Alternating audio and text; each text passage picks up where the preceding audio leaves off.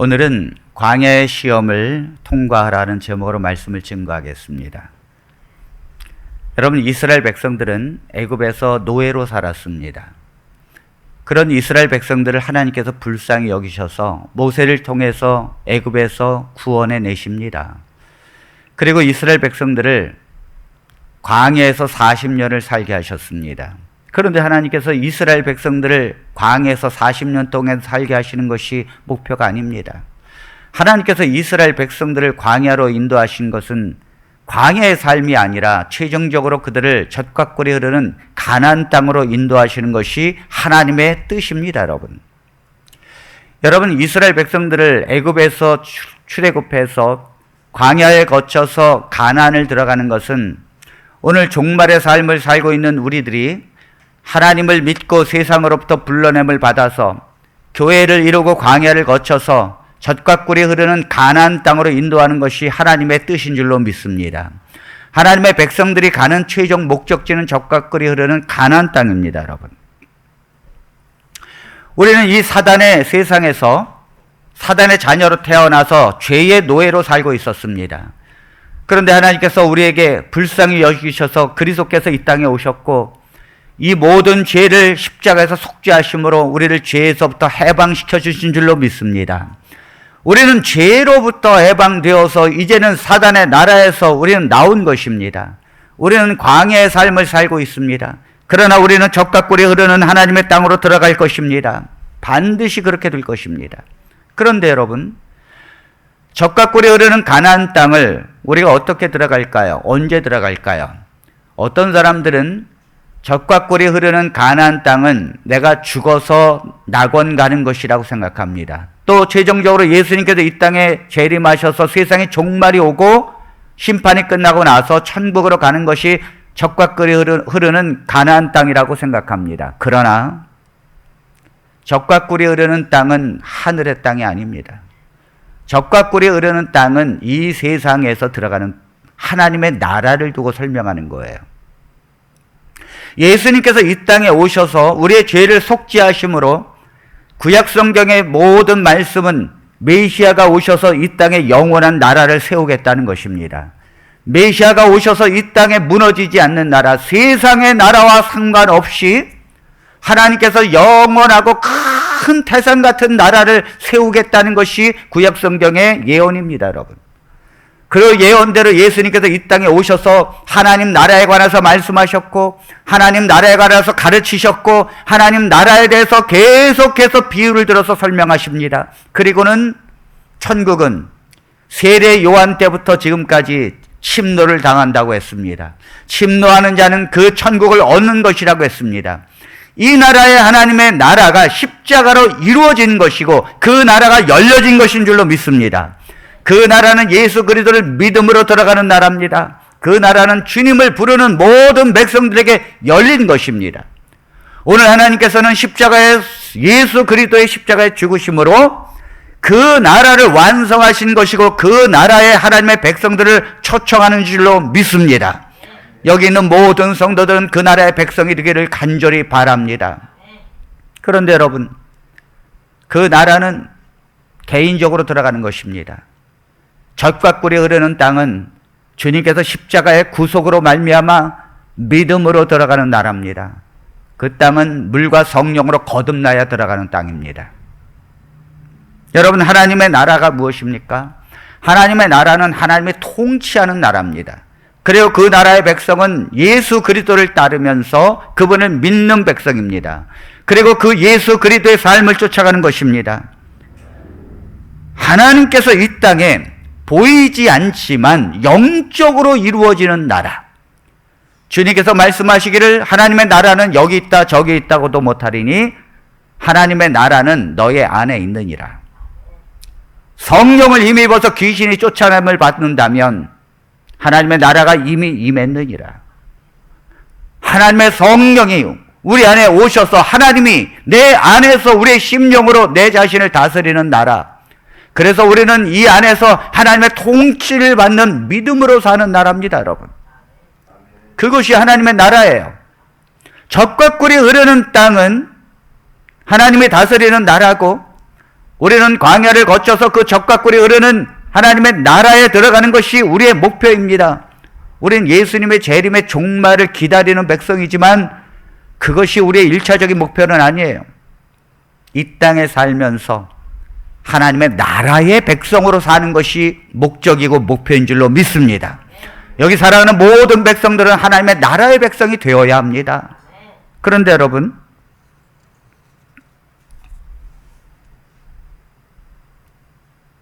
어떤 사람들은 하나님의 나라에 들어간 백성이 있고 어떤 사람들은 아직 적과 꿀이 흐르는 하나님의 나라에 들어가지 못한 백성이 있습니다. 여러분, 가나안을 들어가는 조건과 하나님의 나라를 들어가는 조건은 똑같습니다. 하나님을 믿음으로 들어가는 줄로 믿습니다. 여러분, 우리가 한 가지 놓치지 말아야 될 것은 이스라엘 백성들이 젖과 꿀이 흐르는 가나안 땅을 들어가기 위해서 그 믿음이 없어서 광야 40년 동안 훈련을 받았다는 사실을 기억해야 합니다. 하나님의 나라를 들어가는 것도 예수 그리스도의 속죄를 믿고 물과 성령으로 거듭나야 들어가는 나라입니다, 여러분. 여러분, 우리는 이스라엘 백성들이 하나님을 어떻게 믿었습니까? 이스라엘 백성들은 애굽에서 종노릇할 때에 열지향을 통해서 하나님께서 이스라엘 백성들을 어떻게 사랑하시고 어떻게 구원해 내시는지를 봤어요. 그리고 이스라엘 백성들이 홍해 앞바다에 있을 때 하나님께서 모세 지팡이를 통해서 홍해를 가르시고 그리고 마른 땅으로 건너가는 놀라운 기적을 이스라엘 백성들은 경험했습니다. 그리고 이스라엘 백성들은 광야에서 구름 기둥과 불 기둥으로 하나님의 백성들을 보호하시는 놀라운 은혜를 경험했고 매일같이 만나가 내려져서 하나님이 우리를 어떻게 먹이시는 것을 분명히 봤습니다. 그런데 여러분, 놀라운 것은 믿음이 없어서 그렇게 짧은 거리, 그저 보름이면 갈 수 있는 그 거리에 가나안 땅을 40년 동안 들어가지 못했다는 것을 우리는 기억해야 합니다. 믿음이 없어서. 여러분, 정작 가나안을 들어가는 조건은 믿음으로 들어가는 것인데 정작 그 믿음이 없다는 것입니다. 우리가 하나님의 나라, 예수 그리스도께서 그렇게 말씀하신 영적인 하나님께서 통치하는 나라, 그리고 하나님의 백성들은 그 통치를 따라가는 하나님의 백성의 나라, 그 나라에 들어가는 것도 믿음으로 들어가는 줄로 믿습니다. 하나님께서 이스라엘 백성들을 40년 동안 훈련을 시켜서 들어가게 했다. 우리는 너무도 하나님의 나라에 들어가는 것을 쉽게 생각합니다. 우리는 그저 주여 주여 하면 하나님 나라에 들어갈 수 있다고 생각해요. 우리는 예수님의 이름을 부르며 예배를 드리고 예수님을 믿는다는 그 단순한 이유로 하나님의 나라의 백성이라고 생각합니다. 그러나 성경 어디에도 사실은 그렇게 들어가는 것이 아니에요. 오늘 하나님께서는 하나님의 나라에 들어가기 위하여 지금 현재의 교회에 하나님을 믿는 백성들 중에서 어떤 사람들은 여러분 하나님의 나라에 실질적으로 그 나라의 백성으로 들어갈 때에 10년이 걸리는 성도도 있고 어떤 성도들은 1년이 걸리는 성도도 있고 어떤 성도들은 평생을 신앙생활해도 하나님의 나라에 들어가지 못하는 성도들도 있습니다, 여러분. 오늘 저는 이스라엘 백성들이 광야에서 하나님께서 최종적으로 가나안을 들어가게 하기 위해서 믿음으로 사는 훈련을 이스라엘 백성들에게 했다는 것을 교훈을 받으면서 오늘 하나님께서 우리를 어떻게 믿음으로 사는지를 훈련을 하나님께서 하고 있다는 것을 우리는 깨달아야 될 줄로 믿습니다. 이스라엘 백성들을 훈련시키심으로 하나님께서 지금 우리의 백성들을 훈련시키고 있는 것입니다. 자, 하나님께서는 믿음으로 사는 방법을 무엇으로 훈련시키실까요? 자, 첫 번째는 광야에서 하나님께서 만나를 통해서 사람이 먹고 사는 것이 아니라 하나님의 말씀을 통해서 먹고 사는 훈련을 시키십니다. 하나님의 백성은 만나를 먹고 사는 존재가 아니에요. 하나님의 백성은 하나님의 말씀으로 사는 줄로 믿습니다. 하나님의 백성은 하나님의 말씀으로 사는 거예요. 자, 신명기 8장 2절로 3절에 있는 말씀을 보겠습니다. 내 하나님 여호와께서 이 40년 동안에 내게 광야 길을 걷게 하신 것을 기억하라. 이는 너를 낮추시며 너를 시험하사 내 마음이 어떠한지 그 명령을 지키는지 지키지 않는지 알려 하심이라. 너를 낮추시며 너를 줄이게 하시며 또 너도 알지 못하며 내 조상들도 알지 못하든 만나를 내게 먹이신 것은 사람이 떡으로만 사는 것이 아니요 여호와의 입에서 나오는 모든 말씀으로 사는 줄을 내가 알게 하려 하심이니라. 하나님께서 이스라엘 백성들에게 만나를 먹여주시는데, 여러분, 이 만나가 어떻게 내렸습니까? 만나는 아주 작은 알갱이로 되어 있다고 했습니다. 그리고 희다 그랬어요. 제가 볼 때는 우리가 농사 질 때 쓰는 요소 비료하고 제가 볼 때 비슷한 것 같아요. 하얗게 아주 동글동글하고 작은 알갱이로 되어 있는 거. 그러면서도 딱 하루쯤만 먹을 수 있도록 하나님께서 매일매일 내려주셨다는 것입니다. 여러분, 이스라엘 백성들이 그걸 어떻게 했는가 하면 그걸 삶고 굽고 해서 요리해서 먹었는데, 오늘날로 말하면 이스라엘 백성들이 40년 동안 만나를 통해서 어떻게 먹었는가 하면 만나로 오믈렛을 해서 먹었고, 만나 버터해서 먹었고, 그 다음에 만나 버거, 만나 덮밥, 그리고 만나 떡, 만나 비빔밥, 만나로 부침개 해서 먹었을 거예요. 여러분, 이스라엘 백성들이 이 만나를 가지고 요리를 다양하게 아무리 했다 할지라도 여러분, 이렇게 40년 동안 먹는 것은 쉬운 일이 아니에요. 하나님께서, 저는 너무너무 궁금한 게 왜 그렇게 잔인하게 이 백성을 인도하시는가? 여러분, 하늘에서 만나가 내려지는 것까지 괜찮아요. 그런데 이왕이면 오늘은 만나, 내일은 막국수, 그 다음 날은 칼국수, 그 다음 날은 한정식으로 좀 다양하게 주셔야지. 왜 맨날 만납니까, 여러분? 저는 하나님께서 민수기 11장에 보니까 이스라엘 백성들이 만나만 먹다가 너무너무 질리니까 고기 좀 달라고, 고기 좀. 하나님께서 메추라기 떼를 보내시면서 그 메추라기를 막 먹는 이스라엘 백성들을 하나님께서 그 불평해서 왜 만남만 주느냐고 하나님께 불평한 백성들을 메추라기를 주고 먹게 하면서 죽이십니다, 여러분. 여러분, 구약의 하나님은 우리가 믿지 않는 하나님이 아니십니다. 하나님은 구약의 하나님도 우리가 믿는 하나님이십니다. 하나님은 이스라엘 백성들을 다스리시고 통치하시는 원리를 우리가 이해해야 합니다. 하나님께서는 이스라엘 백성들을 그렇게 어떤 면에서는 잔인하게 인도하셨다는 걸 우리는 깨달아야 합니다. 왜 하나님께서 그렇게 했습니까? 왜 하나님께서 오직 만나를 먹이셨습니까? 광야에서 40년 동안 이스라엘 백성들을 가르쳐 준 것은 사람은 만나로 사는 것이 아니니라. 사람은 떡으로만 사는 존재가 아니니라.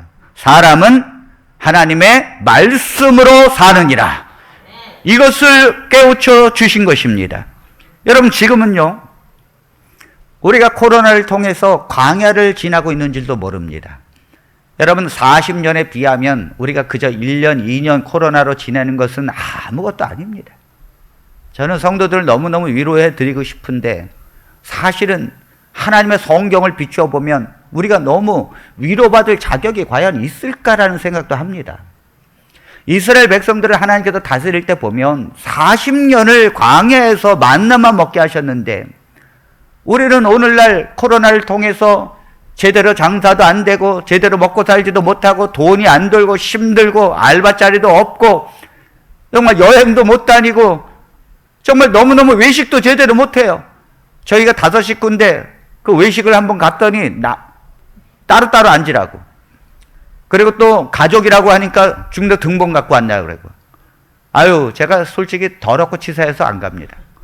도대체 식사하러 가도 이게 죄인 취급받으면서 식사를 합니다, 여러분. 그러니 얼마나 여러분 살 맛이 없습니까, 여러분? 얼마나 이 사는 것이 힘듭니까? 그런데 우리는 분명히 광야를 지나는 하나님의 백성입니다. 그런데 우리는 하나님, 지금 돈이 있어야 제가 먹고 삽니다. 하나님, 제가 이 어려움 가운데 하나님 저에게 돈 주십시오. 그러나 여러분, 하나님께서는 이스라엘 백성들에게 너희가 떡으로 사는 것이 아니라 하나님의 말씀으로 살아야 되느니라. 하나님은 우리를 지금 훈련을 시키시고 계시는데, 그 훈련이 뭐냐면 하나님의 말씀으로 사는 훈련을 시키신다는 것입니다.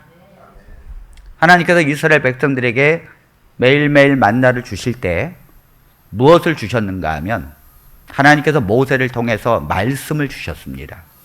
이스라엘 백성들은 처음으로 하나님의 말씀을 받았습니다. 여러분, 모세 오경이 쓰여진 것은 바로 모세를 통하여 이스라엘 백성들에게 주신 것입니다. 하나님께서 이 모든 말씀을 주시면서 이 말씀을 따라 순종하라고 말씀하셨습니다. 광야에서 우리가 살아야 될 훈련이 뭐냐면, 만나가 언제 내리느냐, 왜 오늘은 만나만 주느냐, 고기도 필요합니다, 이렇게 하는 것이 아니라 하나님의 말씀을 받들고 그 말씀에 순종하고 그 말씀을 믿고 그 말씀을 따르는 훈련이 필요한 것입니다, 여러분. 여러분, 이 코로나 기간에 먹고 사는 것이 중요합니다. 떡으로만 살 것이 아니라고 그랬어요.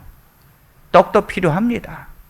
그러나 하나님의 백성이 말씀으로 사는 거예요.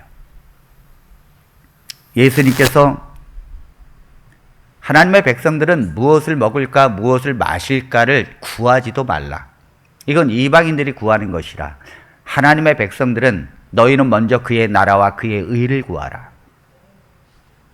성경은요, 일맥상통한데 하나님께서 이스라엘 백성들을 다스릴 때의 그 인도하심과 주님이 이 땅에 오셔서 말씀하신 내용이 같습니다, 여러분. 주님이 40일 동안 금식 기도하셨습니다. 광야에서. 이스라엘 백성들이 40년 동안 광야에서 만나를 먹고 산 것처럼 주님께서는 40일 동안 광야로 나가셔서 아무것도 안 잡수시고 견디셨습니다. 그때 사단이 와서 그 배고프고 힘들 때 내가 하나님의 아들이라면 저 돌을 명하여 떡이 되게 하라. 그래서 너가 먹고 살아. 너도 살아야 되지 않겠느냐? 너도 목숨을 살아야 되지 않겠느냐? 어떻게 보면 당연한 것입니다, 여러분. 예수님께서 돌로 떡덩이가 되게 해서 먹고 싶지 않겠습니까, 여러분? 그런데 주님께서 사단을 향해서 뭐라고 그러셨는가 하면 마태복음 4장 4절에 이렇게 말씀하셨습니다. 예수께서 대답하여 이르시되 기록되었으되 사람이 떡으로만 살 것이 아니요 하나님의 입으로부터 나오는 모든 말씀으로 살 것이라 하였느니라 하시니. 네, 주님의 말씀하십니다. 지금 광야에서 이스라엘 백성들을 내가 왜 만나를 40년 동안 내리는 줄 아느냐? 사람이 떡으로만 사는 것이 아니라 하나님의 말씀으로 사는 존재라는 걸 가르쳐주기 위해서다. 주님이 40일 동안 금식 기도하시고 난 다음에 사단에게 말합니다. 사람이 떡으로 사는 것이 아니니라. 오직 하나님의 말씀으로 사느니라. 아멘. 하나님의 백성은 하나님의 말씀으로 사는 거예요. 그런데 여러분, 왜 우리는 하나님의 말씀으로 사는 것이 잘 마음에 와닿지 않을까요? 왜 우리는 돈으로 살려고 할까요? 왜 우리는 자꾸 돈이 없어서 돈 때문에 연연하고 염려하고 돈 때문에 근심하고 돈에 끌려다니면서 살까요? 여러분, 우리가 우리의 몸은 반드시 떡을 먹어야 삽니다. 떡을 먹어야 사는 존재가 우리 육이에요. 그래서 하나님께서는 떡으로만 살 것이 아니요 떡으로 사는 것도 인정하셨습니다. 그러나 우리의 영이라는 것은, 영혼이라는 것은 떡으로 먹고 사는 것이 아니에요. 여러분, 우리가 이 땅에서 아무리 좋은 거 먹어도 여러분 늙고 병들고 죽습니다. 저는 이 비싼 데 가서 이렇게 먹잖아요. 우리 성도들이 혹시 목사님을 사랑해서 비싼 데 가서 먹잖아요. 전 먹으면서도 아까워요, 솔직히. 아니, 몇 시간 지나면 또 배고플 텐데 굳이 이렇게 먹어야 될까? 한 번은 우리 한성이 큰아이가 알바를 한 달 동안 하더니 오늘 외식하러 가자고. 그래서 그 한 달 동안 그 피땀 흘려서 그 돈을 번 걸 가지고 외식을 가는데 그 세상에 1인당 23,000원짜리를 간 것입니다. 제가 얼마나 화가 났는지. 네가 한 끼 먹으려고 이런 데 왔느냐. 우리가 한 끼가 5,000원이면 족한데 한 끼 먹으려고 23,000원짜리를 왔느냐. 그러니까 이 아들은 이 모처럼 이렇게 알바해서 정말 돈을 벌었으니 우리가 맨날 칼국수 먹고 맨날 막국수 먹고 이걸 좀 벗어나서 좀 뷔페집에서 먹고 싶은 거지요. 근데 저는 그 마음을 알지만 너무너무 아까운 거예요. 그 23,000원이라는 돈이 꼭 필요할까? 제가 너무너무 먹으면서도 사실 이 돈이 얼마나 피땀 흘려서 알바해서 얻은 돈인데 이렇게 쓰는 것이 너무 아까운 것입니다. 그런데 여러분, 우리가 육은 반드시 떡으로 먹고 삽니다. 그런데 우리가 왜 하나님의 말씀으로 살지 못하는가 하면 우리가 성령으로 거듭나지 못해서 그래요. 성령으로 거듭난다는 게 뭡니까? 물과 성령으로 거듭나야 하나님의 나라에 들어간다고 했습니다. 성령으로 거듭난다는 것은 여러분, 내 죽었던 영이 살아나는 것입니다. 내 죽었던 영이 살아나게 되면 내 영은 여러분 떡으로 사는 게 아니에요. 여러분, 이 아기가 태어나면 그 태어나자마자 본능적으로 엄마의 젖을 빨립니다. 자기 있는 힘껏 살려고 그 엄마의 젖을 팍 빱니다.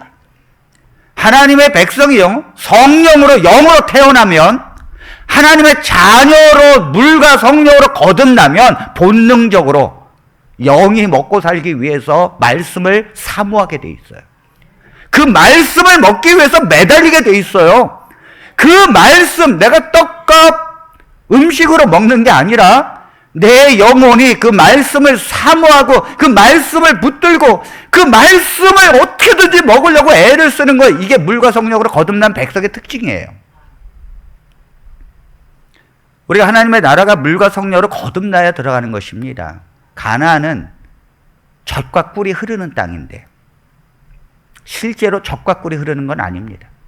그런데 여러분, 거듭난 백성에게는 말씀이 젖과 꿀이에요.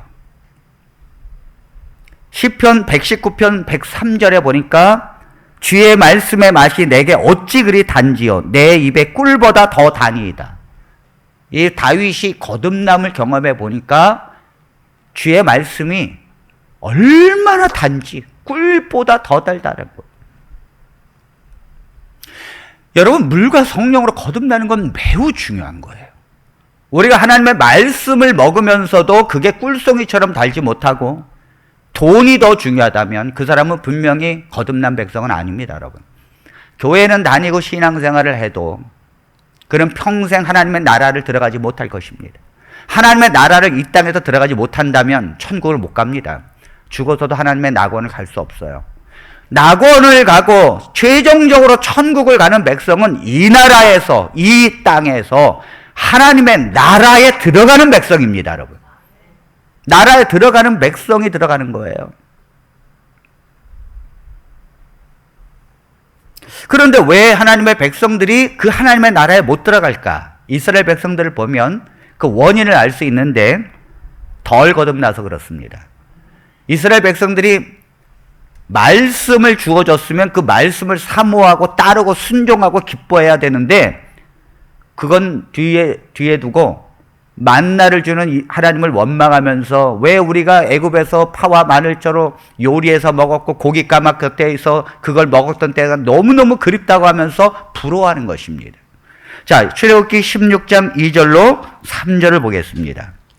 이스라엘 자손 온 회중이 그 광야에서 모세와 아론을 원망하여 이스라엘 자손이 그들에게 이르되 우리가 애굽 땅에서 고기 가마 곁에 앉아 있던 때와 떡을 배불리 먹던 때에 여호와의 손에 죽었더라면 좋았을 것을 너희가 이 광야로 우리를 인도해 내어 이 온 회중이 줄여 죽게 하는도다.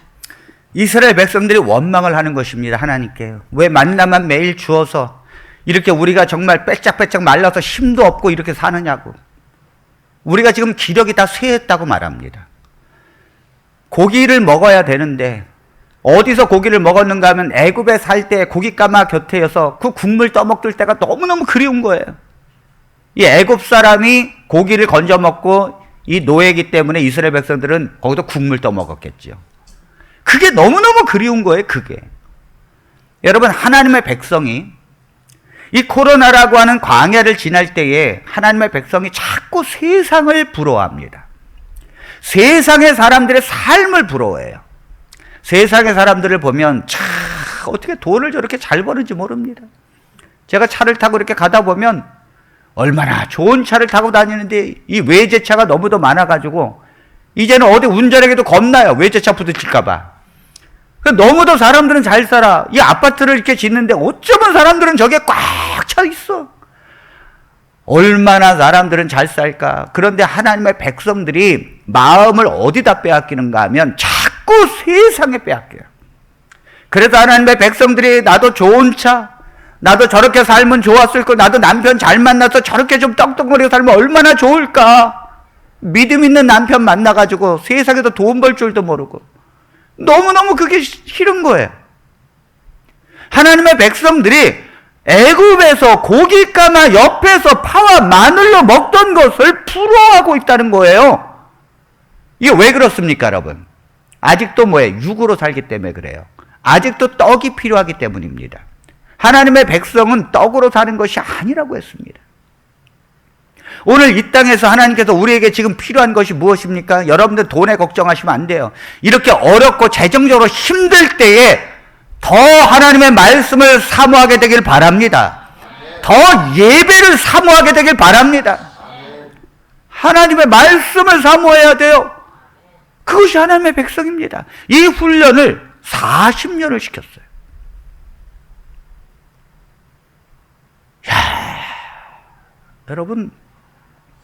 여러분들이 말씀을 듣고 그냥 그런가 보다 하면 40년이 아니라 죽을 때까지도 훈련 안 됩니다.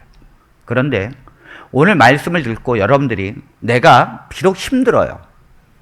하나님께서 만나를 매일매일 그만큼 주신 것은 죽지 않을 정도로 주신 것입니다. 하나님께서 이 코로나에 죽지 않을 정도로 주십니다. 하나님께서 허락하는 것은 최종 생계비입니다. 죽지 않을 정도로.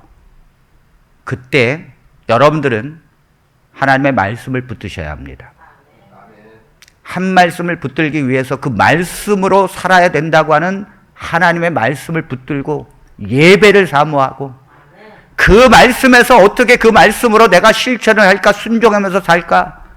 여러분, 지금은요 돈 걱정할 때가 아니에요. 지금은 하나님의 말씀을 붙들고 예수님께서 너는 70번에 7번이라도 용서하라 그랬으면 그렇지, 내가 그 말씀을 붙들고 내가 정말 용서할 수 있는 난 자격도 없지만은 정말 내가 서운하게 생각하는 사람들, 나한테 손해를 입힌 사람들 내가 찾아가서 내가 용서해 주어야지. 내가 용서해 주어야지. 여러분, 지금은 이렇게 살아야 될 때입니다. 주님께서 말씀하시기를 가난한 자에게 주라.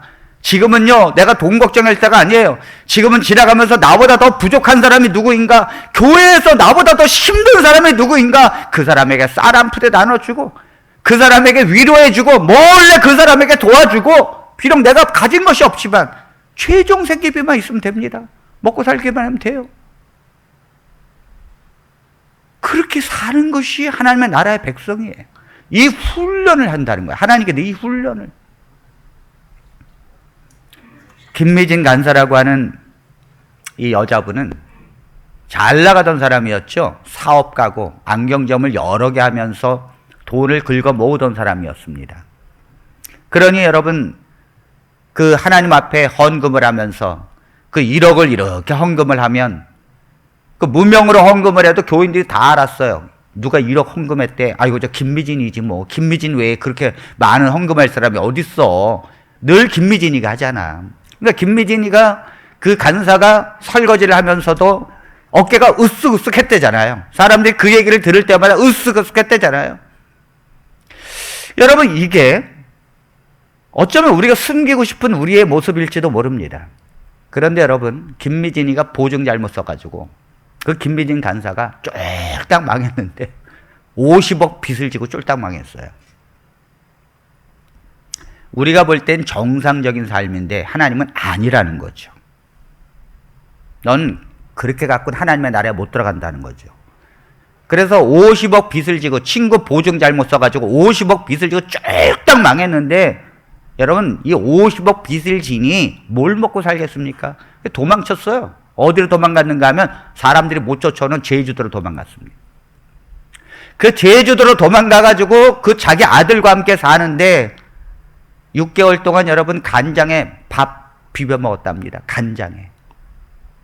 어쩌다가 돈이 있어서 그 식당에 가서 먹으면 돈이 없어가지고 1인분을 시키고 두 아들하고 같이 그걸 먹고.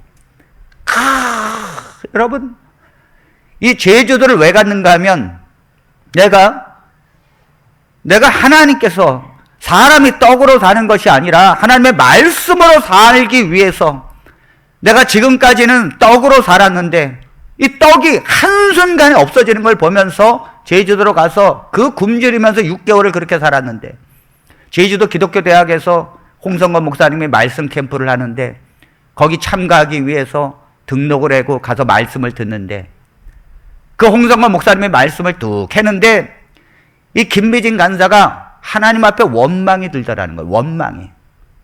하나님이 살아계시면 내가 이렇게 쫙딱 망하게 왜 하셨느냐고. 하나님, 나를 부강하게 하면 내가 하나님께 헌금을 얼마나 많이 했습니까? 하나님, 나를 망하게 하지 않았더라면 하나님께 얼마나 많은 영광이 됐습니까? 이게 도대체 하나님 살아계십니까? 내가 지금 망해가지고 간장에 밥 비벼 먹고 있습니다. 하나님, 난 밑바닥에서 하나님이 살아계십니까?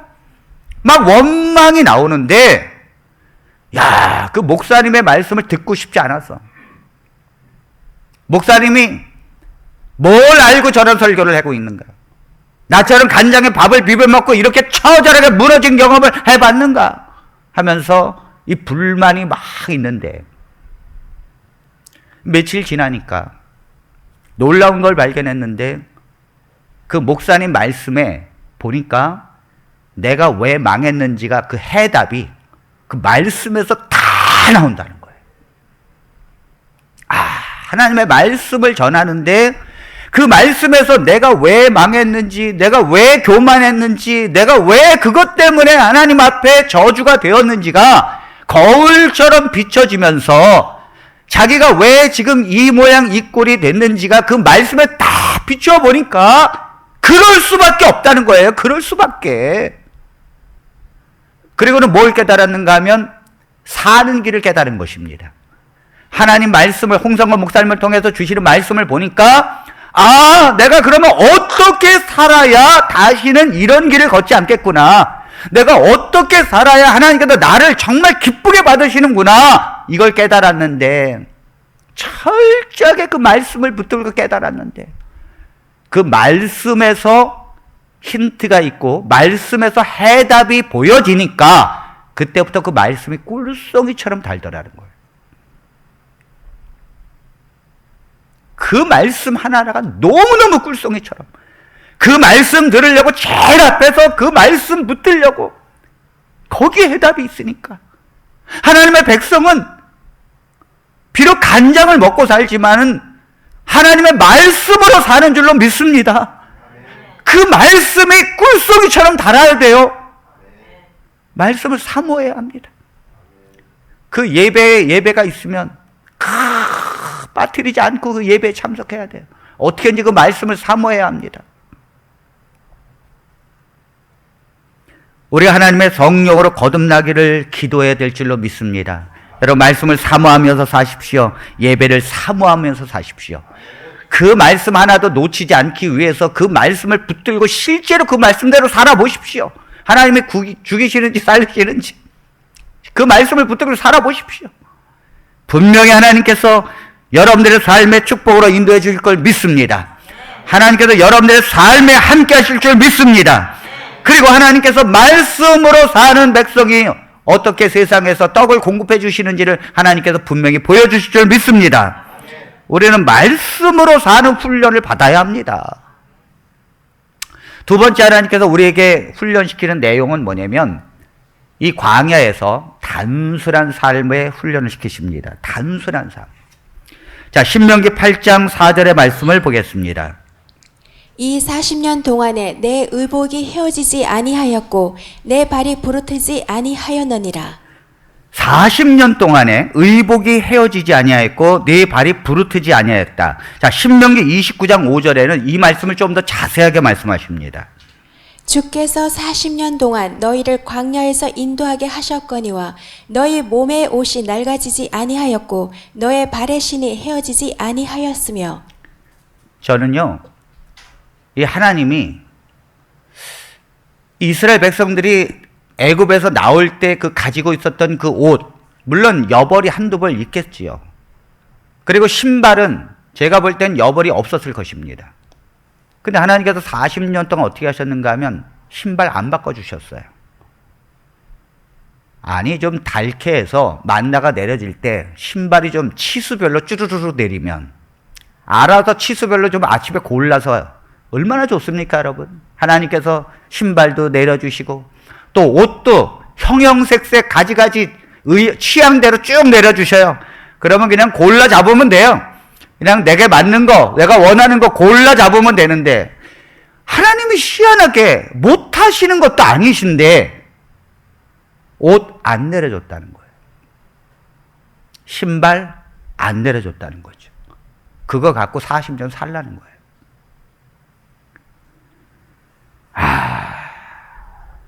여러분, 우리가 보통 이렇게 생각할 수 있습니다. 옛날이니까 그렇게 살지. 옛날이니까. 근데 여러분, 그때 당시에도 애굽에 옷감이 있었고요. 옷이 물물 교활되는 시장이 형성됐어요. 이스라엘 백성들은 애굽에서 노예로 있을 때도 옷 사러 다녔고요. 신발 사러 다녔습니다. 옛날이 아니에요. 그들이 그것을 충분히 얻을 수 있고 지금도 이스라엘 백성들이 광야에서 살 때에 애굽에 있는 백성들은 시장 다니고 옷 사고 신발 사고 다 샀습니다, 여러분. 그런데 하나님께서 이스라엘 백성들을 광야에서 40년을 옷 주시지 않고 신발도 주시지 않았어요. 이거 지금 무슨 훈련을 시키시는 것입니까? 단순하게 사는 훈련. 코로나에 성도들이 너무 힘들어요.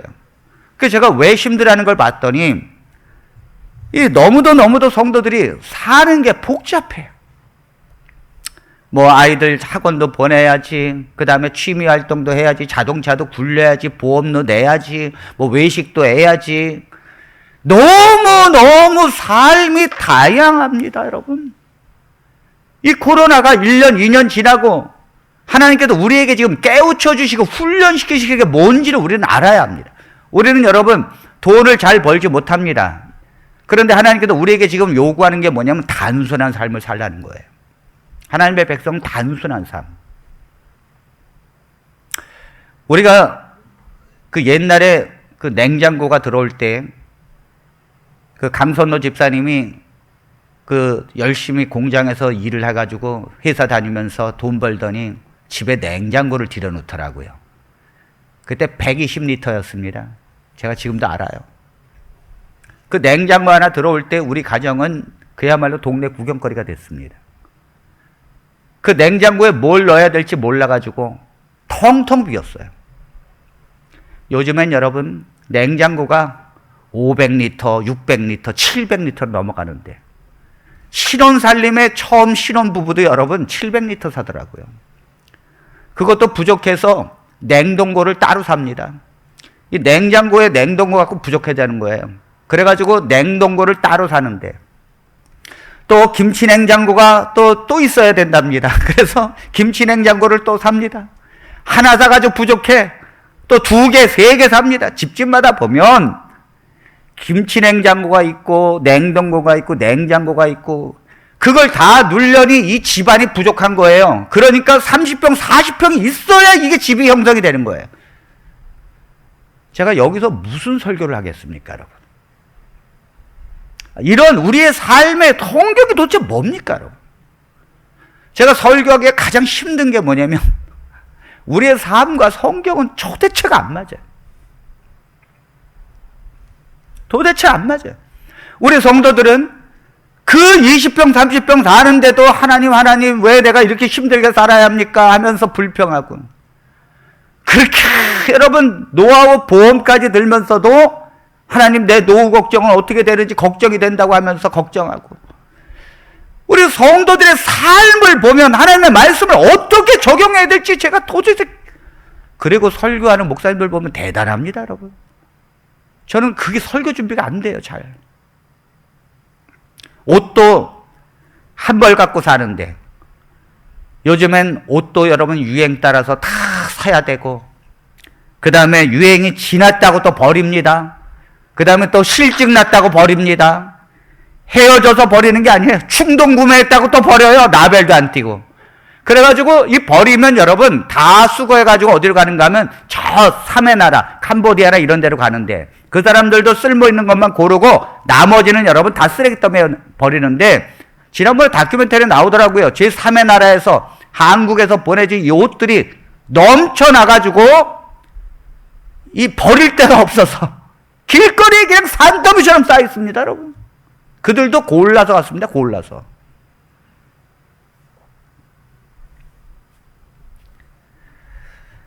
단순하게 살아야 되는데 이걸 하나님께서 어떻게 우리를 훈련시키실까요? 제가 한 번은 부도가 나서 1년 동안 가방 하나 들고 도망 다니다가 저기 강원도 양구에 가서 정착해서 농사 짓는 사람을 만났습니다.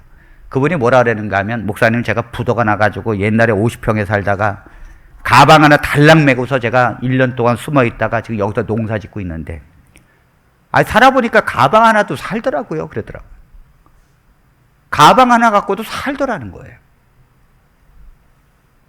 예수님이 어떻게 사셨는가 하면, 예수님은 단순하게 사셨습니다. 단순하게. 예수님이 성경에 보니까 취미 활동했다는 게 없어요. 예수님이 무슨 여가 활동했다는 것도 별로 없고, 예수님은 보니까 집도 별로 없는 것 같고, 예수님은 최소한의 음식으로, 그러니까 제자들, 따라다니는 제자들을 맨날 굶기니까 제자들이 지나가다 남의 밥 밀 흩어서 먹으려고 그래요. 그러니까 예수님은 단순하게 사셨어요. 여러분, 요한계시록 14장 4절에 보면 하나님께서 내 백성이라고 인침을 받은 백성들의 특징이 나옵니다. 자, 특징을 한번 보겠습니다. 이 사람들은 여자와 더불어 더럽히지 아니하고 순결한 자라. 어린 양이 어디로 인도하든지 따라가는 자며 사람 가운데서 속량함을 받아 처음 익은 열매로 하나님과 어린 양에게 속한 자들이라. 여러분, 이것은 하나님께서 내 백성이라고 도장을 딱 찍어준 백성인데, 여기 특징 중에 하나가 어린 양이 어디로 인도하든지 따라가는 자라고 했습니다. 어린 양이 어디로 인도하는 건 장소가 아니에요. 환경이지. 하나님께서 어떤 환경에 우리를 인도하시든지 따라간다는 거죠. 그런데 그 환경이 어디입니까? 예수님이 가신 환경이죠.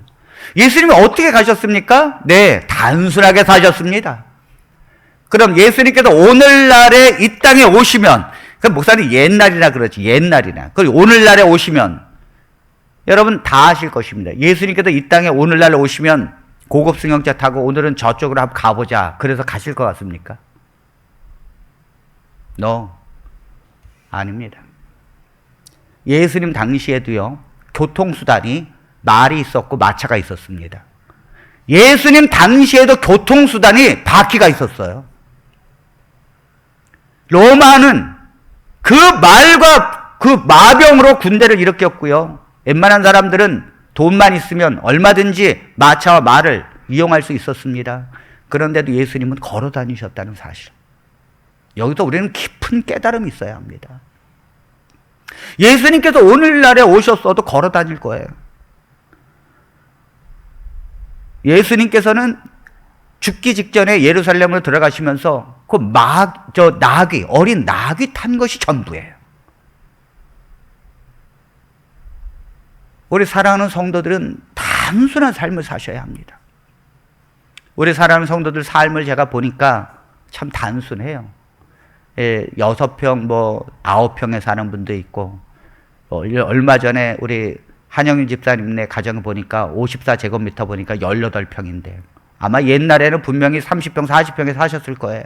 그렇죠? 하나님이 정말 사랑하는 백성은 자꾸 줄이실 수 있다는 거예요.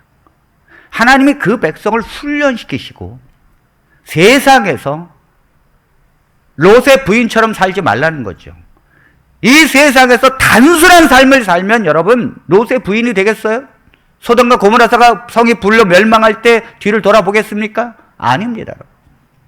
단순한 삶을 사는 백성은 뒤도 안 돌아보는 거예요. 하나님께서 이 땅에서 어떻게 좁게 살 수 있고 또 부족하게 살 수 있습니다. 그러나 하나님의 백성이 그 단순한 것을 기쁨으로 여겨야 합니다. 우리가 신경 쓰고 우리가 정말 생각하는 것은 내가 먹고 사는 것이 아니라, 왜 하나님께서 우리를 단순하게 하시는가? 오직 여호와 하나님만 의지하게 하기 위함입니다. 하나님만 바라보고 살게 하기 위해서 단순하게 사는 거예요. 이스라엘 백성들에게 만일 옷을 주고 신발을 줬으면 하나님께 또 말할 것입니다. 하나님, 내일은요, 다른 옷을 주세요. 그 다음에 또 신발도 요구할 것입니다. 다른 거 주세요. 그 맨날 이스라엘 백성들이 하나님 앞에 다른 무엇을 달려고 요구할 것입니다. 안 그렇겠어요, 여러분? 하나님이 주기 시작하면 하나님이 아예 안 주는 거예요. 왜요? 오직 여호와 하나님만 의지하기 위해서. 하늘나라의 백성들은, 하나님의 나라의 백성들은 주님만 의지하는 백성인 줄로 믿습니다. 제가 단순하게 살려고 저희 집사람과 함께 지금까지 정말 그 길을 가려고 했습니다. 우리는 결혼을 했는데, 결혼을 해서 집이 없었습니다. 그래서 집사람하고 어떻게 했는가 하면, 저 시골에 가면 빈집이 얼마나 많아요. 그 전설의 고향에서 나오는 그 빈집들처럼 많습니다, 여러분. 그래서 우리는 저기 2시간 차를 타고 가야 있는 그 시골에 가서 빈집에서 살았어요. 얼마나 좋은지 몰라요. 참, 월세도 안 받습니다, 여러분. 그런데 돈 들어가는 것도 없습니다. 얼마나 좋은지 모릅니다. 누가 뭐라는 사람도 없습니다. 그 빈집에서 사는데 5년 동안 살았습니다. 저희 결혼할 때 그 밥통 안 샀습니다. 냉장고도 안 샀고요. 다 지나가다가 그 쓰레기장에 있으면 갖고 와봐서 전기 꽂아보고, 그 다음에 이게 되면 있는 거고 안 되면 다시 버리는 거고. 그렇게 해서 다 샀는데, 지금도 여러분, 우리는 봄에 되면 집사람하고 냉이 뜯으러 다닙니다. 시장 안 가요. 냉이 뜯으러 가고, 그 다음에 쑥 해 먹고.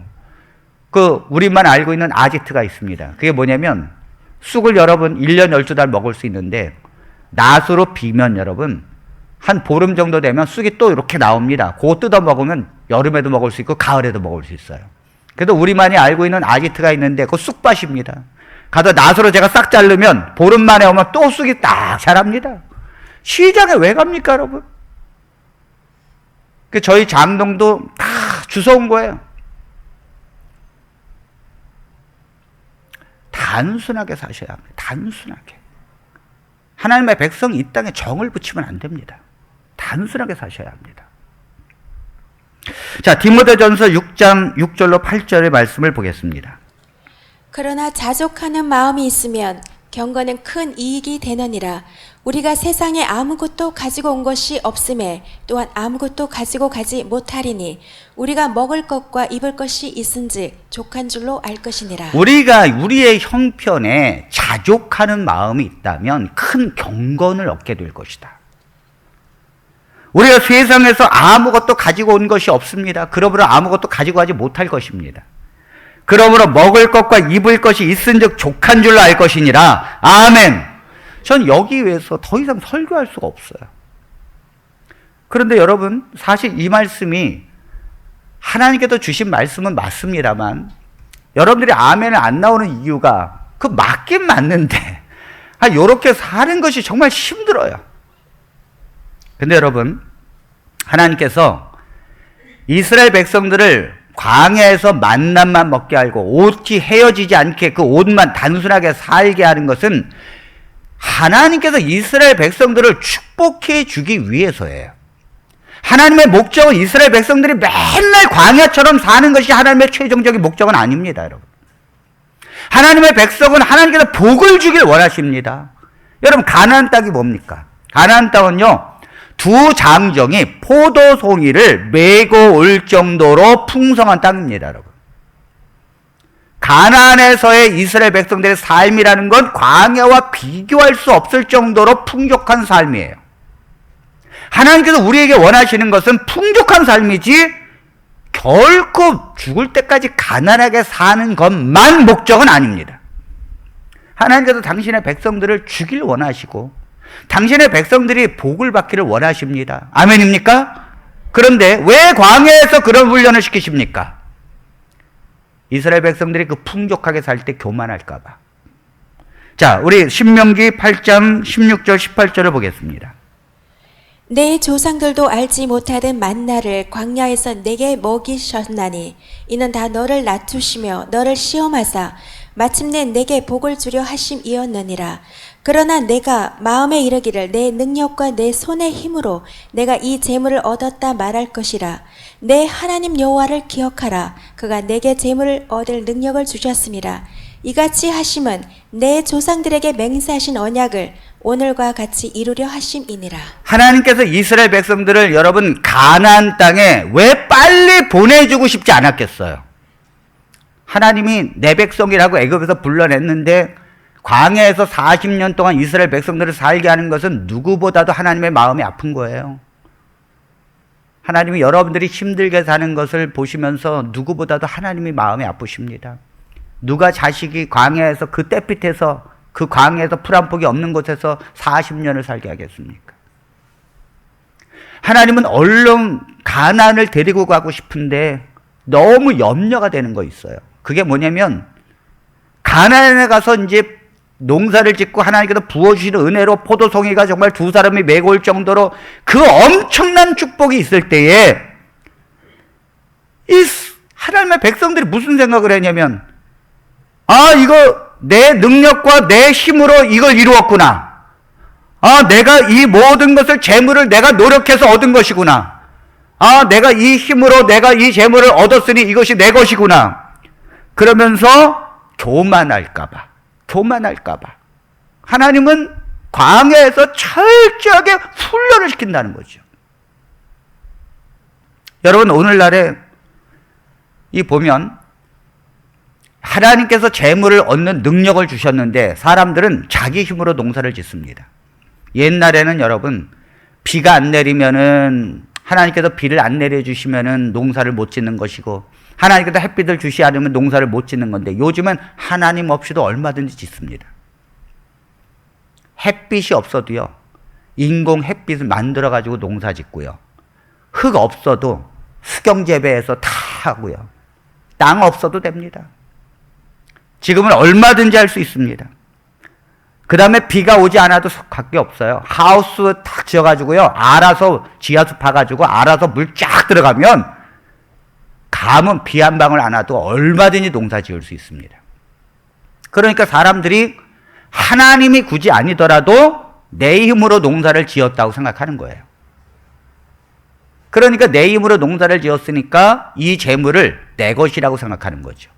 하나님께서 이스라엘 백성들을 청지기 훈련을 시키는데 오늘날의 많은 사람들이 하나님의 나라에 들어가서 교만하면서 삽니다. 왜냐하면 이 재물을 얻으면서 내가 노력해서 얻은 재물이니까 내 뜻대로 살려고 그래요. 이 재물을 가지고 내 뜻대로 살려고 그래요. 하나님의 말씀에 순종해서 이 재물을 써야 되는데 하나님의 말씀에 순종하지 않고 내가 생각하고 내가 계획되고 내가 나를 위해서 재물을 쓴다는 거죠. 하나님은 이걸 너무너무 염려하는 것입니다. 자, 신명기 8장 12절로 14절의 말씀을 봅니다. 내가 먹어서 배부르고 아름다운 집을 짓고 거주하게 되며 또 내 소와 양이 번성하며 내 은금이 증식되며 내 소유가 다 풍부하게 될 때에 내 마음이 교만하여 내 하나님 여호와를 잊어버릴까 염려하노라. 하나님은요 이스라엘 백성들에게 집을 아름답게 짓길 원하고 또 소와 양이 번성하고 은과 금이 증식이 되고 네 소유가 풍성하게 되는 것이 하나님의 뜻인데 문제는 그렇게 됐을 때 사람의 마음이 교만해진다는 거예요. 그래서 내 하나님 여호와를 잊어버릴까 염려하고 있다는 거죠. 여러분 유럽이라는 나라가 어떤 나라였는가 하면 하나님 말씀을 붙드는 나라였습니다. 그래서 모든 백성들이 여호와 하나님을 섬기고 왕까지도 하나님을 섬기는 나라였습니다. 그래서 하나님께서 풍성한 은혜를 주었습니다. 은과 금이 넘쳤고요 그의 소출이 늘어나고 저 유럽 땅을 보십시오.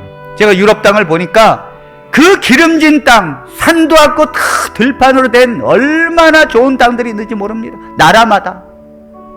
그런 모든 나라들이 여호와 하나님을 섬기면서 살았습니다.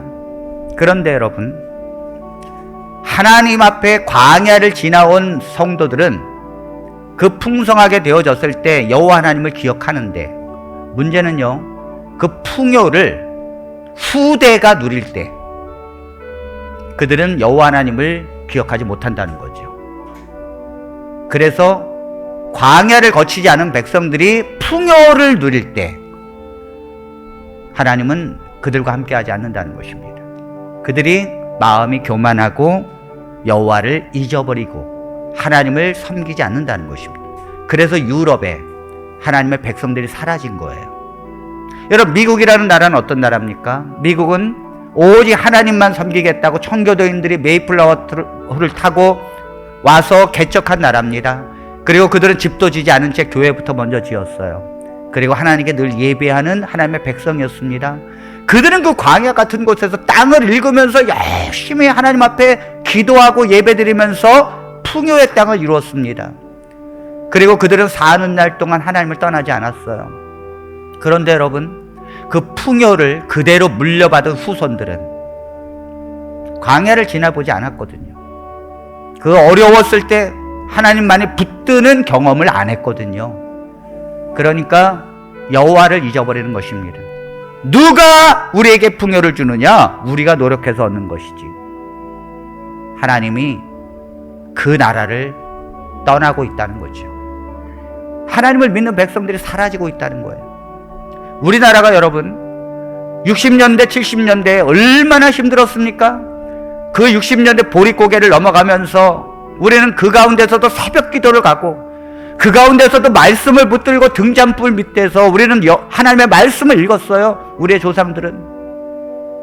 그러니까 하나님께서 이 백성을 어떻게 풍성하게 축복해 주었습니까? 우리 대한민국이 가장 짧은 시간에 급성장을 이루었습니다. 그래서 하나님께서 이 백성들로 하여금 그 잘 먹고 잘 사는 나라로 성장시켰습니다. 그런데 그 풍요를 그대로 이어받은 후대 사람들이 그 여호와를 모르는 것입니다. 우리 자녀들이 하나님 얘기하면 하나님이 누군데요? 하나님께서 왜 지금 코로나를 보내주십니까? 이 세대가 다시 광야로 가지 않으면 하나님을 알지 못하기 때문입니다. 하나님 나라에 들어가지 못하기 때문에 그래요. 여호와 하나님을 섬기고 예배를 드리고 교회에 온다고 해서 하나님의 나라에 들어가는 건 아닙니다. 우리 보릿고개를 넘기고 그 가운데서도 말씀을 붙든 성도가 교회에 있는 거와 그저 그 풍요 속에서 억지로 끌려와서 교회에 있는 건 달라요. 하나님께서 이 백성들이 다시 광야의 길을 걷게 하십니다. 그건 재앙이 아닙니다, 여러분. 그건 하나님의 놀라우신 은혜입니다.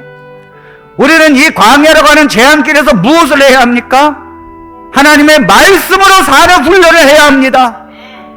이 어려운 가운데서도 돈 때문에 끌려다니지 마시고 내가 무슨 직업을 할까 그것 때문에 세상에서 팔려가지 마시고 하나님께서 만나를 먹여 살려주시고 내게 먹고 사는 문제 가장 최종 죽지 않게만 해주신다면 여호와의 말씀을 붙드십시오.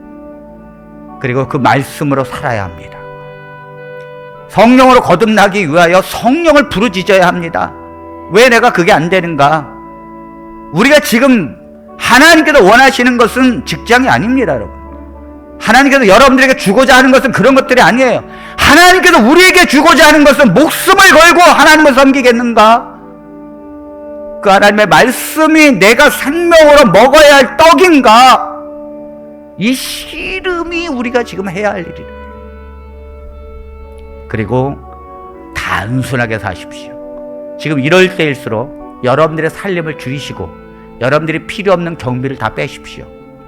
저희도 보험을 그래서 절반으로 줄였어요. 그리고 제가 필요 없는 인터넷에 필요 없는 부분들 거의 뺐고 핸드폰 요금제도 거의 최하의 단계로 다 바꿨고 지금은 단순하게 살아야 합니다. 단순하게. 하나님께서 이 코로나를 통해서 더 어렵게 하시면 핸드폰도 없을 거예요. 더 단순하게. 차도 없애야 합니다. 그리고 하나님만이 붙드십시오. 그 길을 가지 않으면 여러분들은 하나님 나라의 백성에 들어갈 수 없습니다.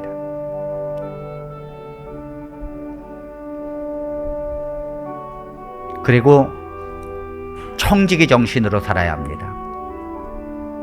하나님께서 그 와중에도 내게 조금이라도 주시면 이것은 하나님께서 내게 주신 것이라 믿고 하나님의 것이라 생각해서 하나님 앞에 하나님의 사용 방법으로 사용하십시오. 여러분들이 외식하는 거, 또 여러분들이 여가하는 거 줄이시고 가난한 자들 도우십시오. 제가 교회에 헌금하라는 말 안 합니다. 여러분들이 이웃에 있는 가난한 사람들이 있으면 도와주십시오. 그게 이 코로나에 우리가 살아가는 삶의 신앙의 방식입니다. 돈이 아니에요. 지금은 믿음으로 사는 훈련을 하나님께서 우리에게 하십니다. 우리 자녀들에게 그걸 가르치시고 내 스스로가 그렇게 하고, 여러분 차가 좋은 거 있다가 안 좋은 차로 내려가도 실망하지 마시고 오히려 기뻐하시고, 하나님 앞에 정말 가나안의 축복이 우리에게 주어졌을 때, 하나님이 무한한 은혜로 우리에게 풍성히 은혜를 베풀어 주실 때 하나님께서 너무도 많은 것들을 우리에게 주실 것입니다. 그럴 때 교만하지 마십시오. 그럼에도 불구하고 이걸 내 능력으로 얻었다 생각하지 마시고 겸손하게 하나님의 말씀으로 사시고 그 가운데서도 이웃을 위해서 여러분들이 베풀어 주셔야 합니다. 이렇게 살게 되기를 간절히 바라면서 말씀을 마치겠습니다.